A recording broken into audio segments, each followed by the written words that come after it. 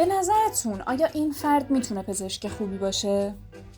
این فرد چطور؟ حاضرید بهش اعتماد کنید که شما رو جراحی کنه؟ احتمالاً اکثر مردم فرد اول رو به دومی ترجیح میدن و احتمالاً اکثرشون گزینه اشتباه رو انتخاب کردن. وقتی به خورشید نگاه میکنیم، گاهی وقتا میتونیم اون رو واضح ببینیم، اما گاهی هم خیلی بزرگتر از اندازه واقعیش میدرخشه.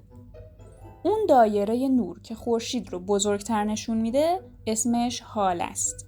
اثر هاله‌ای وقتی رخ میده که یک شخص، محصول یا شرکت مثل خورشید میدرخشه.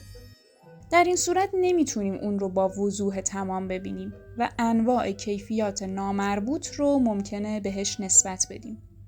اثر هاله‌ای رو بار اول روانشناس آمریکایی فردریک ولز در سال 1907 کشف کرد و بعد ادوارد تورندایک روانشناس به مطالعه این موضوع پرداخت و از فرماندهان پرواز خواست که افسرانشون رو بر اساس کیفیت‌های متفاوتی مثل ظاهر فیزیکی، هوش و قدرت رهبری ارزیابی کنن.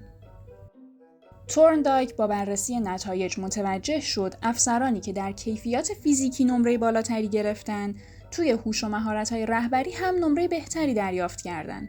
در حالی که این همبستگی نادرست به نظر میرسه. ظاهراً فرماندهان نتونسته بودن بعضی از ویژگی‌ها رو مستقل از بقیه ویژگی‌ها ارزیابی کنن. تفکر اونها درباره افسرانشون مبتنی بر کلیات بود، یا خوب یا بد. و میذاشتن این احساس کلی روی کیفیات خاصی که به این افسران نسبت میدن اثر بذاره. بعضی از افسرها از حالشون سود بردن. بعضی های دیگه هم به اصطلاح از اثر شاخی یا هورن ایفکت زیان دیدن. علاوه بر همه اینها، علت این که بعضی از معلم‌ها به شاگردهای زیباترشون نمره‌های بهتری میدن هم همین اثر حاله‌ایه. توی یه پژوهش نمرات 4500 دانش آموز بررسی شد. یه سری داوطلب این دانش آموزها رو به 3 گروه تقسیم کردن. اونایی که زیبایی کمتر از متوسط داشتن، اونایی که زیبایی متوسط داشتن و اونایی که زیبایی بیشتر از متوسط داشتن.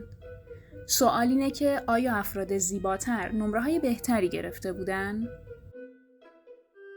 پژوهشگران نمرات دانش آموزها رو در کلاس‌های عادی با نمرات دانش آموزها در کلاس‌های آنلاین رو مقایسه کردند. کلاس‌های آنلاین فرصت تعامل چهره به چهره رو از افراد گرفته بود. در نهایت پژوهشگرها شواهدی پیدا کردند مبنی بر اینکه دانش آموزهایی که زیباتر قلمداد شده بودند توی کلاس‌های آنلاین نمرات خیلی کمتری از کلاس‌های عادی گرفتن. چرا؟ چون توی کلاس‌های عادی اثر حاله‌ای باعث شده بود این افراد نمره بالاتری بگیرن.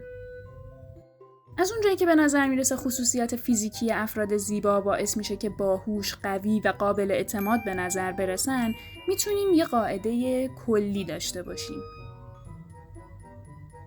اگر یه وقت خدایی نکرده دچار سانحه‌ای شدید و مجبور بودید بین 2 پزشک که به یه اندازه صلاحیت دارن یکی رو انتخاب کنید، حالشون رو در نظر نگیرید و کسی رو که کمتر خوش‌تیپه انتخاب کنید. این دکتر احتمالاً مجبور بوده 2 برابر تلاش کنه و زحمت بکشه تا به همون اعتبار برسه. در نتیجه احتمالاً توی شغلش خیلی ماهرتره. نظر شما چیه؟ آیا ممکنه بتونیم در محل کار، مدرسه یا زندگی اجتماعیمون از اثر حاله‌ای اجتناب کنیم؟ به نظر شما درباره نشانگرهای موفقیت چه نتیجه‌ای میتونیم بگیریم؟ نظراتتون رو با ما به اشتراک بذارید.